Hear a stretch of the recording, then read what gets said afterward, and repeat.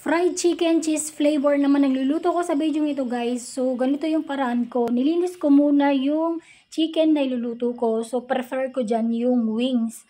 Tapos may isang thigh part. Tapos nilagyan ko ng asin. At saka durog na paminta. So kailangan ay makombine or mag-blend yung mga pampalasa na nilagay mo bago mo siya i-prito guys. Ayan, pwede rin namang ibabad mo yun mga 30 minutes bago mo siya i-prito para kumapit yung lasa dun sa chicken.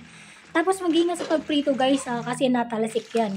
So yung tip para maging crispy yan is kailangan high heat yung pagpiprito. Tapos ayan, naprito na. So kailangan matanggal muna yung konting excess oil using paper towel.